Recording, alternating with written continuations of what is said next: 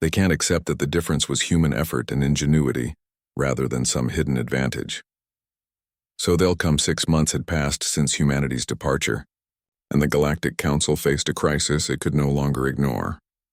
7 younger species formally submitted petitions to leave. The Trill Confederation led the movement, with Ambassador Kelson presenting a detailed argument for independence. Velthar stood before the council chamber trying to maintain control of a situation slipping away. These petitions are premature and inappropriate. The withdrawal treaty contains specific conditions that must be met. Humanity met them, Kelson replied calmly. We've studied the treaty carefully. Our petitions follow the exact same procedures.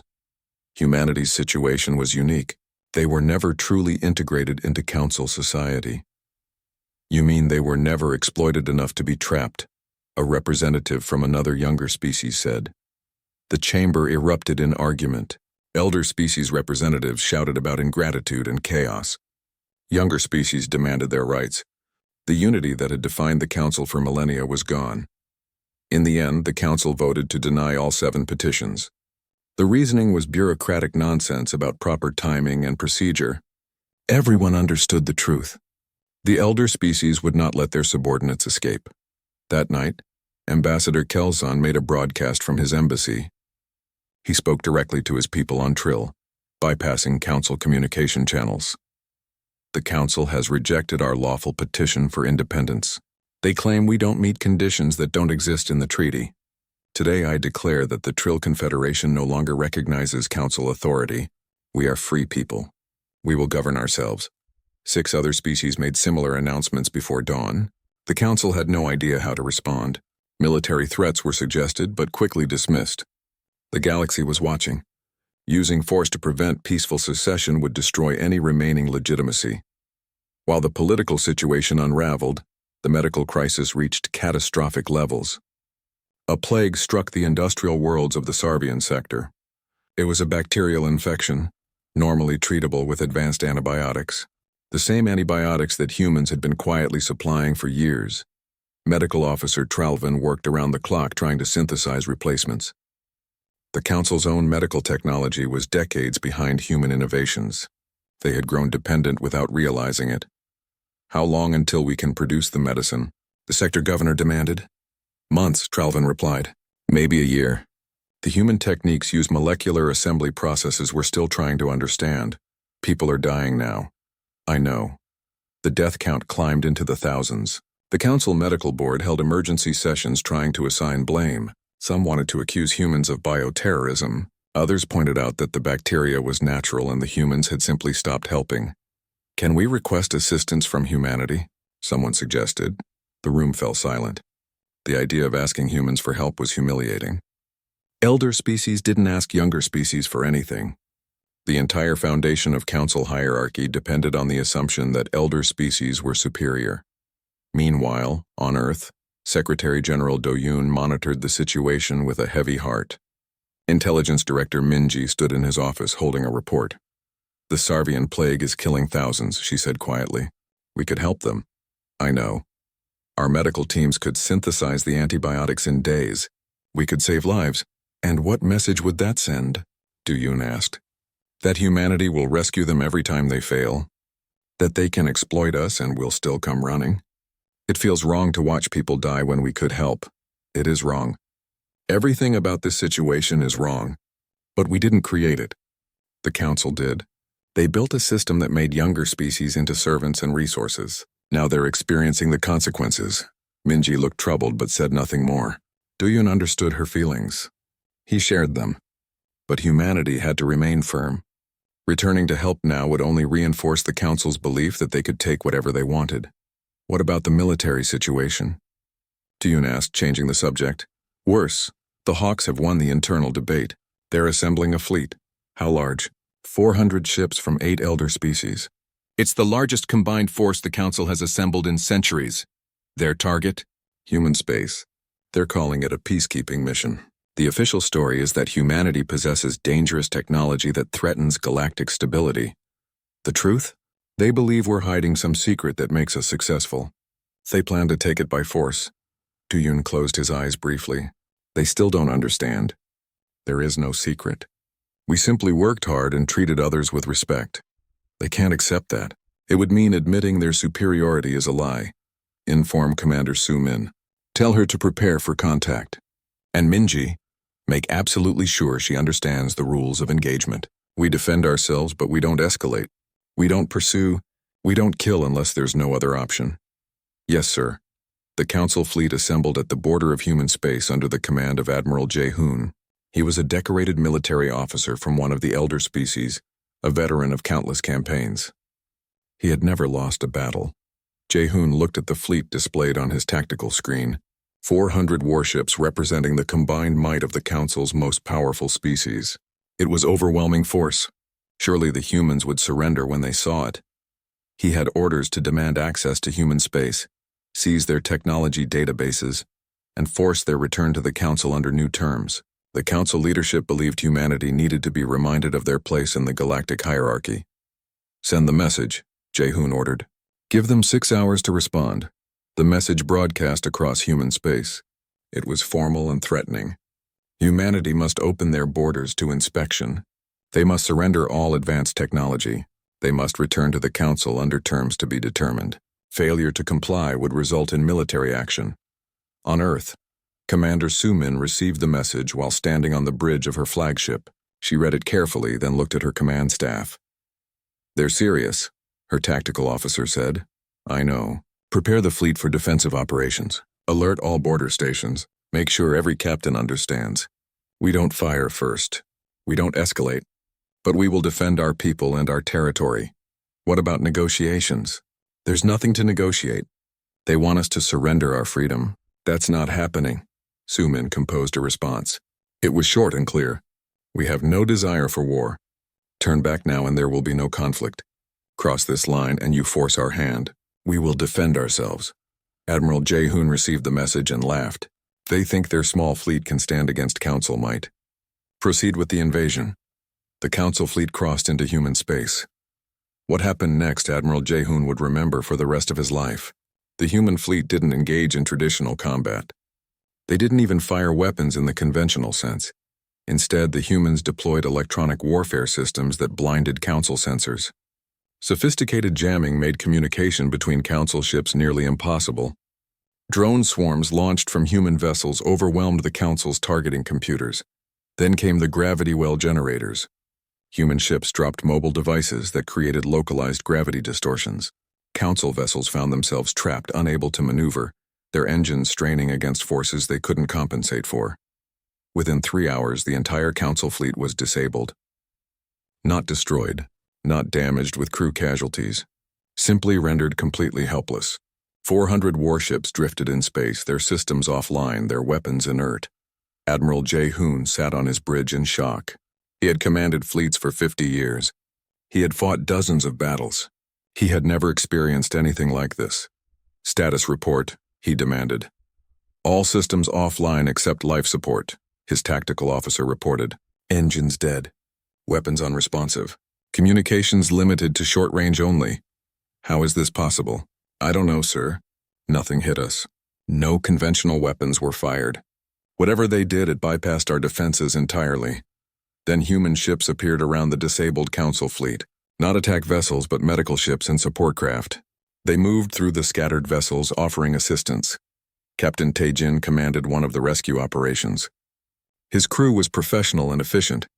They answered no questions. They responded to no demands. They simply ensured that no one died from life support failures or medical emergencies. The Council officers they helped seemed completely confused. Why are you doing this?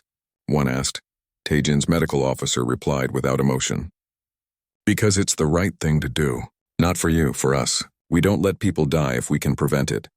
For 3 days, human ships tended to the disabled Council fleet. They provided medical care, emergency repairs to life support systems and supplies. They did not restore weapons or engines. They kept the Council ships helpless but alive. Then, on the 4th day, human ships attached towing cables to the Council vessels. They dragged the entire fleet back to the border and left them there. As the human ships withdrew, Commander Su Min sent one final message. You came seeking technology you believed we were hiding. We used only what we've shared with the galaxy for decades. The difference is N. 3 months passed since humanity's departure. At first, the Council barely noticed the absence. Elder species continued their usual routines, secure in their belief that the galaxy functioned perfectly well without human involvement. Then the problems began. Medical Officer Tralvin worked at a Council health facility serving the outer colonies. She was checking supply inventories when she noticed something wrong. The pharmaceutical stocks were running low, specifically the advanced antibiotics used to treat infections in multiple species. "Where is the resupply shipment?" she asked her assistant. "It hasn't arrived. The supplier says production delays. Contact the backup suppliers." Her assistant looked uncomfortable. "We don't have backup suppliers for these medicines. They came from one source. That's terrible planning." "What source?" "Human pharmaceutical donations." Tralvin stopped what she was doing. "Donations? These weren't purchased?" "No, ma'am. Apparently humans have been donating 40% of their medical production to underserved areas for the past 12 years. There's no contract. They just sent the supplies wherever they were needed. And no one knew about this? The humans never mentioned it. The medicines arrived through standard supply channels. I only found out when I tracked the shipment codes." Tralvin spent the rest of the day investigating. What she found stunned her. Humans had quietly supplied medicine to 73 colonies and stations. They had prevented countless deaths from treatable diseases. The Council Medical Board had taken credit for the improved health outcomes, never realizing the medicines came from human generosity. Now, those medicines had stopped arriving. People were getting sick. Some were dying. And the Council had no replacement source ready. On the agricultural world of Palan 5, Administrator Wan Sik's legacy was falling apart. He had left 3 months ago with the other humans, but his work had continued automatically. The farming cooperatives he established, the seed banks he created, the irrigation systems he designed, all of it kept functioning until it didn't. The automated systems began experiencing errors. Crop yields declined. When local farmers tried to access the seed banks, they found the systems protected by encryption they couldn't break. The agricultural specialists the Council sent couldn't figure it out either. Why would he lock the systems? One frustrated technician asked. "He didn't," his colleague replied. "These are automatic security protocols. They require periodic authentication. Administrator Wansik probably logged in once a month without thinking about it. Now he's gone, and the system thinks it's been compromised. Can we break the encryption? Eventually, maybe. But by then, the planting season will be over." The technician looked at fields that should have been thriving. "He set up operations on 73 worlds, you said?" "That's what the records show." "So this is happening everywhere?" "Yes." The Galactic Trade Network was experiencing similar problems. The system that connected markets across thousands of worlds had always been slow and inefficient. 5 years ago, it had suddenly improved dramatically. Transactions processed faster, routing became more efficient, and errors dropped to nearly zero. The Council Trade Board had congratulated themselves on their excellent management. They never questioned why the improvements coincided with Ji-Wan joining the Trade Regulation Committee. They certainly never bothered to learn that she had completely rewritten the routing algorithms in her spare time.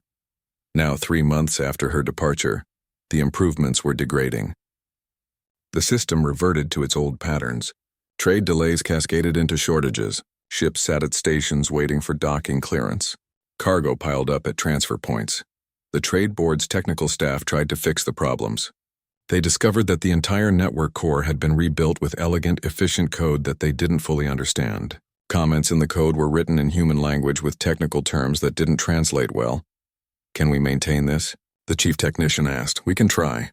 But whoever wrote this was brilliant. They optimized functions I didn't know could be optimized. How long before it completely breaks down? 6 months, maybe a year." On the Citadel itself, Station Engineer Corson was dealing with a cascade of technical failures. The environmental systems fluctuated between too hot and too cold. Power distribution became unreliable. Water recycling produced strange tastes. Nothing catastrophic, but everything was getting worse. He pulled up the maintenance logs and noticed something odd. For the past 10 years, there had been regular reports filed by Security Chief Yunsu and her team. Not official reports, just routine maintenance notes, small fixes, minor patches, system updates that seemed insignificant. Except the notes stopped 3 months ago. and now everything they had been quietly maintaining was breaking down. Corson dug deeper into the system architecture. He found hundreds of patches that Yunsu's team had written to fix bugs in the Citadel's aging infrastructure. The station was over 1,000 years old. Its systems were reliable but outdated. The humans had been holding it together without anyone noticing. "How bad is it?" his supervisor asked.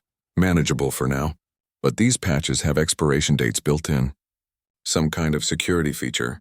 They'll all fail within the next 6 months if we don't renew them." "Can you renew them?" "I don't know how." The authentication system is human-designed. In the council chamber, representatives from younger species were asking uncomfortable questions. Ambassador Kelson of the Trill Confederation stood on the speaking platform. His people had joined the council seeking prosperity. Instead, they found themselves trapped in one-sided trade agreements and forced technology transfers. "I propose we examine the terms of council membership," Kelson said. "Specifically, the procedures for voluntary departure." Velthar immediately objected. "This is not the time for such discussions. We face technical challenges that require unity, not divisive debate." "The technical challenges seem to have started when humanity left," Kelson observed. "Perhaps we should ask why we depended so heavily on one species without realizing it." "Humanity's contributions were adequate, but not essential," Velthar said dismissively. "We will adapt, will we? The medical supply crisis is killing people. Agricultural yields are dropping. The trade network barely functions. And I'm told the Citadel itself is experiencing system failures." "Temporary problems," Velthar insisted. "The council has weathered far worse." "Then you won't object to forming a committee to study withdrawal procedures," Kelson said. "Just an academic exercise, of course." The chamber erupted in debate. Elder species representatives tried to shut down the discussion. Younger species pressed forward. The unity that had characterized council sessions for centuries was cracking. After the session, Kelson returned to his office and found a message waiting. It was from Ambassador Hyunwoo, sent through unofficial channels. "Ambassador Kelson, I apologize for contacting you directly. Humanity takes no position on internal council matters. However, I thought you should know that our offer of peaceful relations extends to individual species, as well as to the council as a whole. Should your people ever choose independence, we would welcome establishing normal diplomatic relations. This is not encouragement to leave, merely information. Choose your own path." Kelson read the message 3 times. Then he began drafting a petition for Trill independence. Captain Tae-jin monitored the deteriorating situation from his ship, now operating on patrol along the human border. His sensors detected increased piracy in the outer rim. The routes he used to patrol were now undefended. "The raiders are getting bolder," his tactical officer reported. 3 attacks this week on commercial vessels. Council ships responding? Slowly. They're stretched thin trying to cover the territory. Tae-jin remembered his old roots. The Perseverance had provided what humans called passive security. They never fought pirates directly, but their presence discouraged attacks. The raiders knew human ships were well armed, and their crews well trained. It was easier to raid elsewhere. Now the humans were gone and the pirates faced only overextended council forces. The violence was predictable. "Make sure our border patrols stay on our side," Tae-jin ordered. "Those aren't our systems anymore." "Understood, sir. Though it's hard to watch." "I know." Back on Earth, Secretary General Du-yoon reviewed intelligence reports in his office. The reports painted a picture of a galactic civilization slowly coming apart, not collapsing dramatically but fraying at the edges. "They still don't understand," Du-yoon said to his intelligence director Minji. "They're beginning to," Minji replied. "Some of them at least. The younger species are questioning the system. Even some elder species are having doubts. Any indication they'll reform? The leadership refuses to acknowledge problems. They're blaming the technical issues on human sabotage." Du-yoon shook his head. "We didn't sabotage anything. We just stopped fixing their problems for free.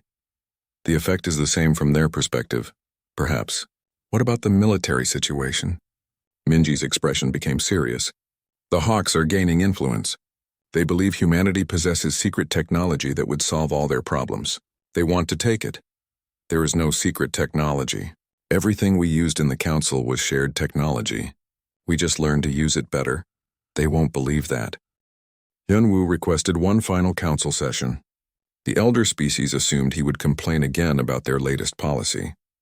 They arrived in their usual manner, showing up late and talking among themselves as if the meeting was beneath their attention. When the chamber finally settled, Hyun-woo stood on the central platform. He carried no datapad, no evidence displays, no lengthy speeches. He simply stood and waited for silence. "The human delegation has an announcement," he began. His voice was steady and clear. "Humanity is exercising our treaty right to withdraw from the Galactic Council.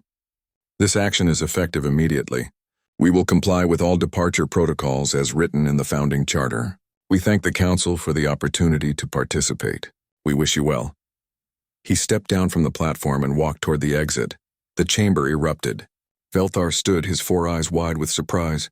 "Ambassador, you cannot simply leave. There are procedures, negotiations, exit terms to discuss." Hyun-woo paused at the door. "The treaty is clear. Any member species may withdraw with proper notice. We are providing that notice now. We require no permission." "This is absurd," another elder species representative shouted. "No species has ever left the council. We will impose economic sanctions. We will freeze your assets. We will do what you believe is necessary," Hyun-woo said calmly. "Humanity will respect all existing contracts until they expire naturally.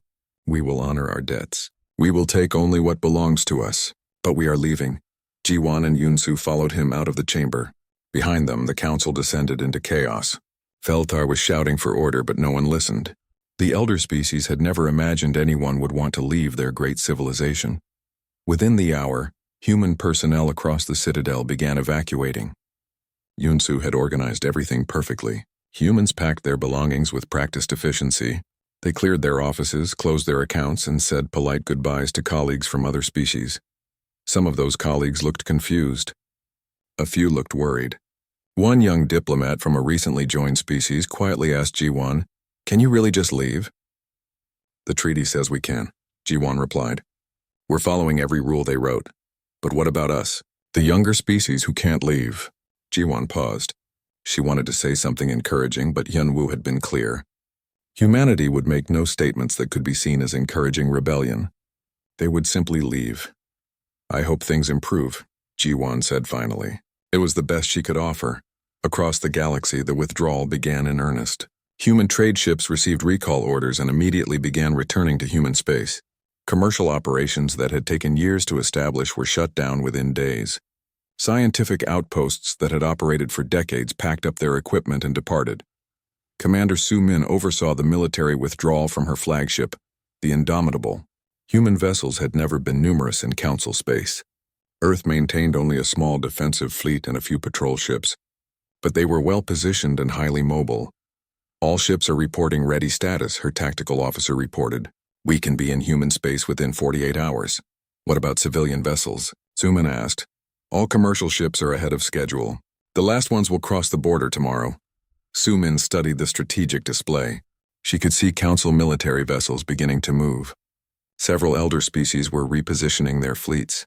They probably intended to intimidate humanity into returning. "Increase patrol frequency along our border," Su-min ordered. "Defensive posture only. We fire only if fired upon. Make sure every captain understands. We are not starting a war." "Yes, Commander." On the research station orbiting Kepler 442, a human scientist named Yoon-ji was shutting down experiments that had run for 8 years. She had been studying stellar formation patterns with colleagues from 3 other species. They watched in silence as she packed her equipment. "This seems hasty," one of them said. "Surely there's a way to resolve whatever dispute has occurred." "There's no dispute," Yoon-ji replied quietly. "We're just leaving." "But why? Humanity has contributed so much to Council science. Your work on stellar formation is revolutionary." Yoon-ji smiled sadly. "Thank you for saying so. I hope you continue the research. We don't fully understand your methods. You never published the complete equations." "Because we submitted them to the Council Science Board 3 years ago. They classified the work and assigned credit to an elder species institution. Check your own records if you don't believe me." Her colleague looked shocked. "That can't be correct." "It happens more often than you know," Yoon-ji said. She finished packing and headed for the shuttle bay. Similar scenes played out across hundreds of facilities. Humans had worked alongside other species for decades, building relationships and sharing knowledge. Now they were leaving, and many of their colleagues were only just realizing how much humanity had contributed. Back at the Citadel, the Council called an emergency session without human participation. Velthar stood before the assembly trying to maintain his authority. "This is clearly a negotiating tactic," he declared. "Humanity seeks better terms. We will wait for them to return to the table with reasonable requests." "What if they don't return?" asked a representative from one of the younger species. "They will return. They must. Humanity depends on Council markets, Council protection, Council technology. They cannot survive alone." But doubt had entered the chamber. Several representatives had checked their own records and found disturbing patterns. Human innovations credited to elder species. Human diplomatic efforts that prevented conflicts but went unrecorded. Human aid missions that operated so quietly that few even knew they existed. On Earth, Secretary General Do Yoon addressed the planetary parliament in a closed session. The transmission was encrypted and limited to Earth's government officials. "For 15 years we tried to work within the Council system," Do Yoon explained. "We believed that if we demonstrated our value, we would eventually be treated as equals. Instead, we were systematically exploited. Our technology was stolen. Our people were dismissed. Our concerns were mocked. Are we prepared for the consequences?" a parliament member asked. "The Council could take military action. Our intelligence suggests they will try," Do Yoon confirmed. "Commander Suman has positioned our fleet accordingly. But remember, we're not declaring war. We're simply leaving. If they attack us for that, the galaxy will see who they truly are." "What about the younger species still trapped in the Council?" another member asked. "We cannot save them," Do Yoon said quietly. "That was the hardest decision. But if we tried to lead a rebellion, it would justify Council claims that we're dangerous agitators. We must leave cleanly and let our absence speak for itself." The withdrawal continued like clockwork. Within 3 weeks, not a single human remained in Council space. The last to leave was Hyunwoo himself. He stood in the empty human embassy, looking at bare walls that once held artwork from Earth. Yoon Soo appeared at the door. "The shuttle is ready, Ambassador. We're the last ones." "I know," Hyunwoo said. He took one final look around. "I thought I would feel angry. Instead, I just feel tired. You tried for 15 years. No one could have done more. I keep thinking about the younger species we're leaving behind, the ones who don't have the strength to leave. Our departure will show them it's possible," Yoon-soo said. "That's worth something." They walked to the shuttle bay together. As their ship departed the Citadel, Hyunwoo sent one final message to the Council. It was brief and formal. "Humanity's withdrawal is complete. We bear no ill will toward the Council or its member species. We will maintain peaceful relations with any who respect our sovereignty. We require nothing from you. We will ask nothing from you. We will speak no more of your deeds. May you find wisdom in our absence." The shuttle joined the last convoy of human ships crossing into human space. Behind them, the Citadel grew smaller and smaller until it vanished among the stars. In the Council chamber, Velthar read Hyunwoo's message with growing unease. The final line bothered him most. "We will speak no more of your deeds." It sounded less like diplomacy and more like a judgment. "They'll be back," he told the other Council members. "Humans are emotional creatures. Once they calm down, they'll see reason." But in his private chambers that night, Velthar reviewed reports about human activities during their time in the Council. The list was longer than he expected. Much longer, and humans had never once asked for recognition or reward. For the first time in his long life, Velthar wondered if the Council had made a mistake. He pushed the thought away. The Council had ruled for millennia. They knew what they were doing. The humans would be back. They had to be. The Citadel hung in space like a massive crown of silver and glass. It orbited a dying star that had collapsed into something dense and strange. The station was home to the Galactic Council, the rulers of known space. 12 ancient species sat in the Great Hall and made decisions for thousands of worlds. They had done this for so long that they believed it was their natural right. Ambassador Hyunwoo walked the long corridor toward the Council chamber. His shoes made soft sounds on the polished floor. He had walked this path for 15 years, carrying the voice of humanity to beings who rarely listened. Behind him, his assistant Jiwon carried a datapad filled with reports that would likely be ignored. The Council chamber was enormous. Seats rose in circles around a central platform where speakers stood. The 12 elder species occupied the highest seats. Below them sat representatives from younger species, including humanity. The seating arrangement told you everything about how the council saw the universe.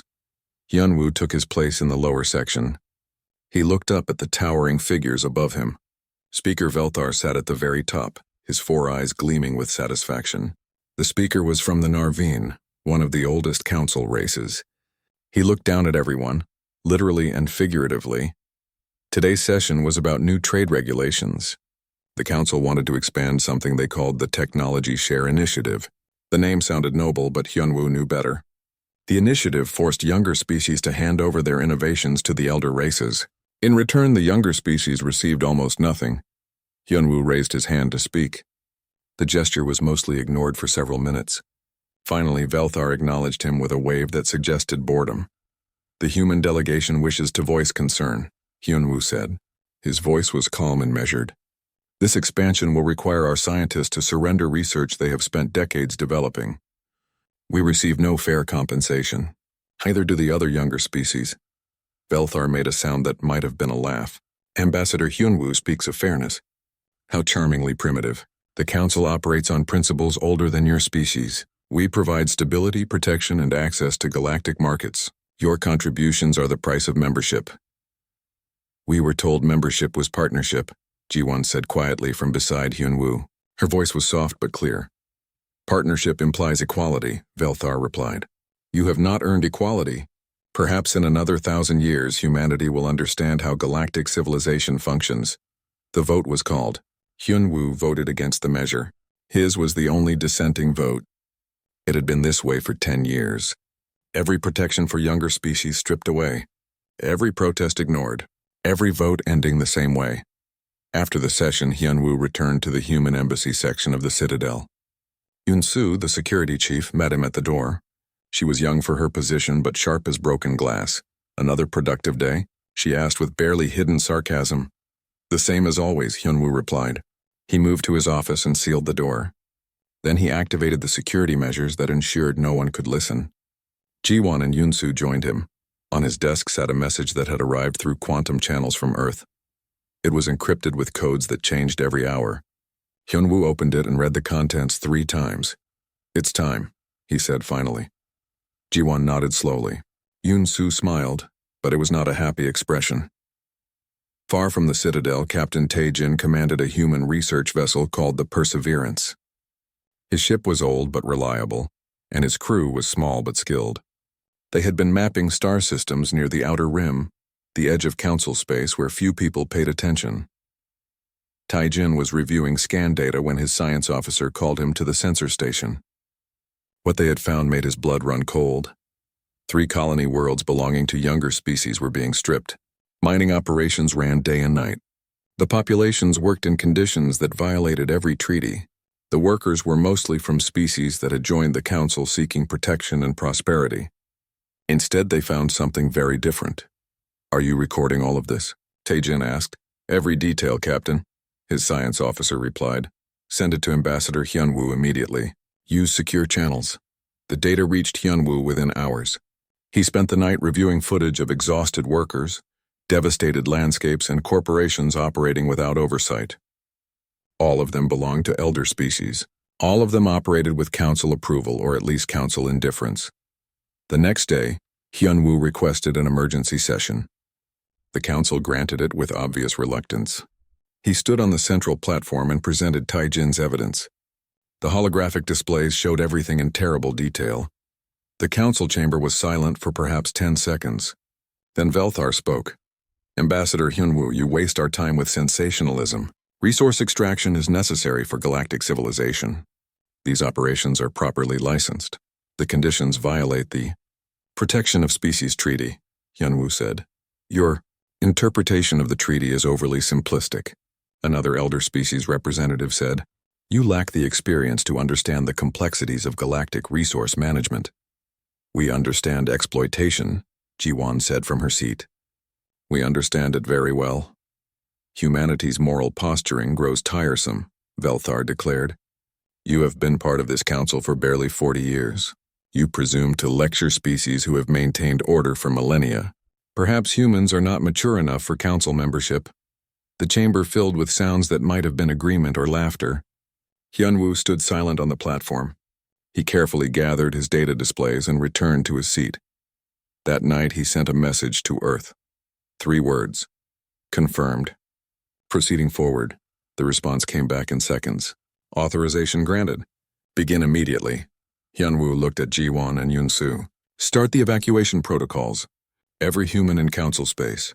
We have 72 hours. They'll never let us leave peacefully, Yunsu said. They won't realize we're leaving until it's too late, Hyunwoo replied. We've been planning this for 5 years. Every detail is ready. Jiwon pulled up the master list on her datapad. Human personnel across the galaxy, in diplomatic posts, research stations, trade offices, and military positions. Over 50,000 people in council space. What do we tell them? Jiwon asked. Tell them the truth, Hyunwoo said. Tell them we're going home. Tell them humanity is done asking for fairness from those who will never give it. We leave in silence, and we leave them to face what they've become. The message went out through secure channels. Across hundreds of worlds, humans read it and began to pack. No panic, no drama, just quiet preparation. They had known this day might come. Many had hoped for it. In his office, Hyunwoo looked at the citadel outside his window. He had spent 15 years here. He had tried diplomacy, reason, and patience. He had believed that demonstrating humanity's value would earn respect. He had been wrong, but humanity had not wasted those years. While elder species dismissed them, humans had quietly helped the galaxy in countless ways. They had fixed problems, shared innovations, and supported struggling worlds. They had done it without fanfare because they believed it was right. Now they would leave the same way. Quietly, completely, and without looking back, let the council discover what they had lost. Let them face the consequences of their arrogance. Hyunwoo began drafting his final speech to the council. It would be short. Humanity had said enough. The Galactic Council existed only in name now. Of the hundreds of species that once belonged, only the original 12 elder species remained. They ruled nothing beyond their own systems. The empire they had built over millennia crumbled in less than a year. Velthar sat in the nearly empty council chamber. The vast circular room that once held representatives from across the galaxy now echoed with emptiness. A handful of elder species representatives attended the sessions more from habit than purpose. We must address the situation, one of them said. The speaker was old even by elder species standards, his voice weak and uncertain. What situation? Another asked bitterly. That our civilization has collapsed? That younger species no longer fear us? That humanity defeated our entire fleet without killing anyone? Somehow making the humiliation worse? We should send another delegation to human space, someone suggested. They refused the last 3, Velthar said quietly. He had aged visibly in recent months. The weight of failure showed in every movement. Ambassador Hyunwoo will not meet with us. Then we offer concessions, better trade terms, seats on the inner council, anything they want. They want nothing from us, Velthar said. That's what we never understood. Humanity doesn't want to rule the galaxy or exploit others. They simply wanted to be treated with dignity. We couldn't give them even that. The chamber fell silent. The truth was too painful to discuss further. Outside the council chamber, young Seo worked in the historical archives. She was a scholar from one of the elder species, respected for her careful research and honest analysis. For months she had been reviewing council records from the past 40 years.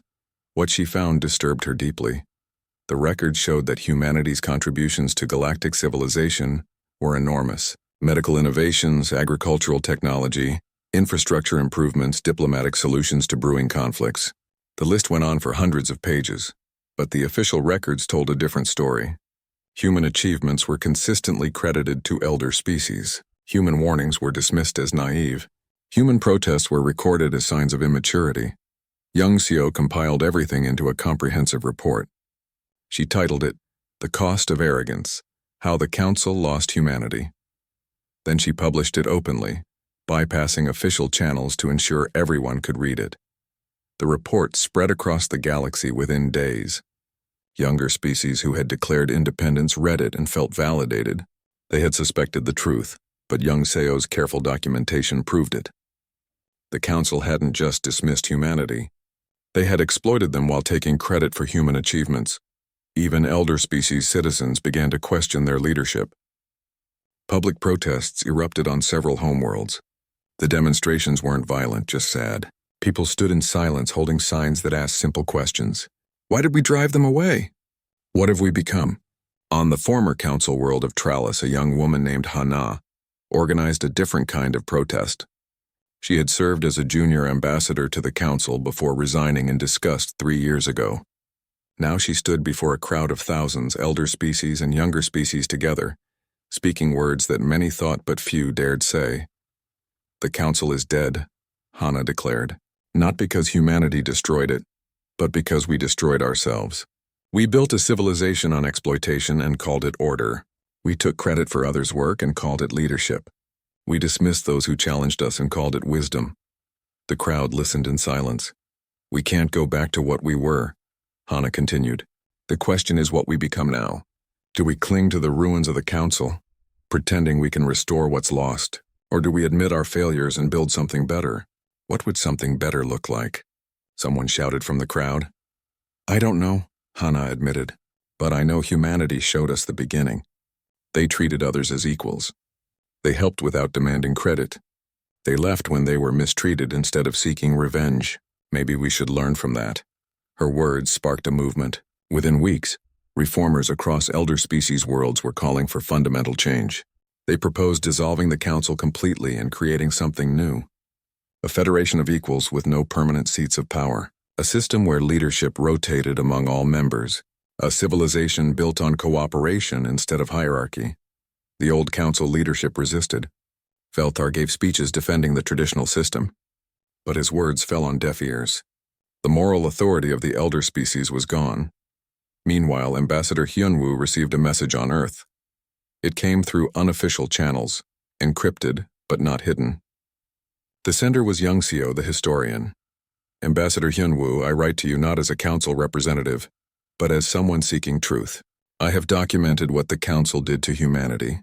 The exploitation, the theft of credit, the systematic dismissal of your people's contributions. I have published this report openly, so the galaxy understands what we lost when you departed.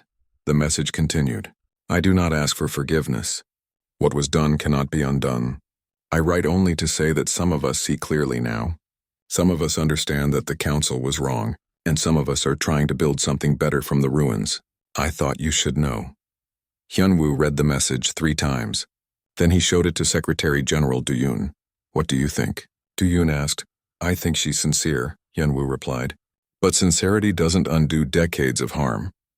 True, but it might be the beginning of real change. Should we respond? Duyun considered carefully. Not yet. Let them struggle with what they've done. Let them figure out their own path forward. If they truly want to change, they need to do it for themselves, not to impress us. Hyunwoo nodded. Agreed. Though I admit part of me wants to help. That's the human in you, Duyun said with a slight smile. We see suffering and want to fix it. But sometimes the most helpful thing is to step back and let others learn from their mistakes. On the Citadel, the technical problems had grown severe. Station engineer Korsan worked desperately to keep basic systems functioning. The patches that Yunsu's team had installed were failing one by one.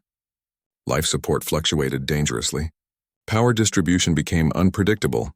We need to evacuate, Korsan told the remaining council leadership. The station is dying.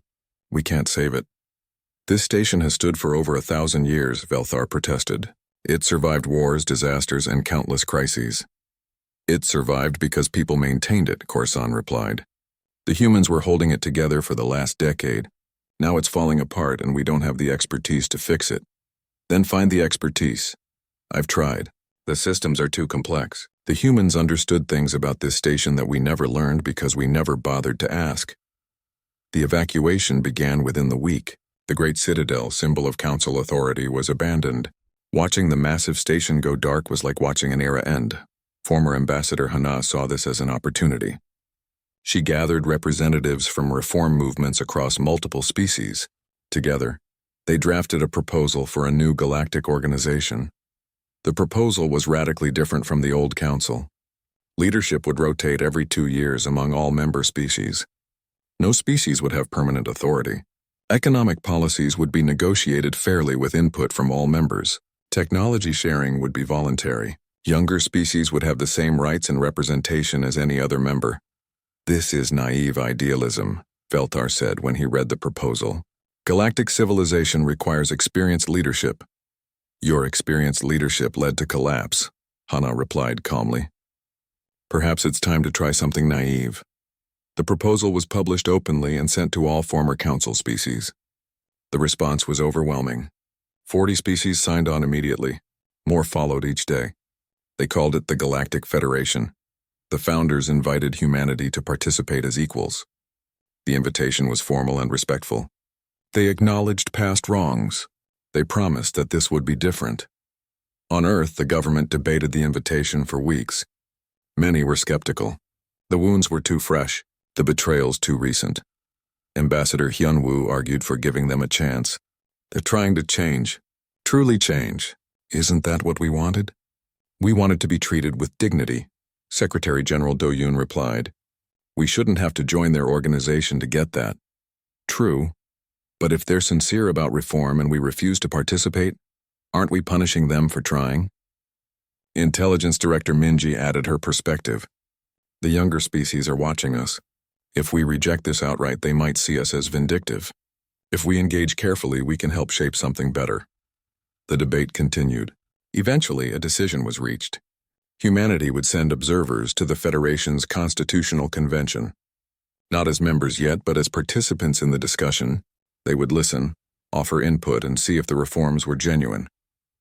When the news reached the convention, Hana wept openly. It was the first sign that humanity might forgive, might return, might give the galaxy another chance.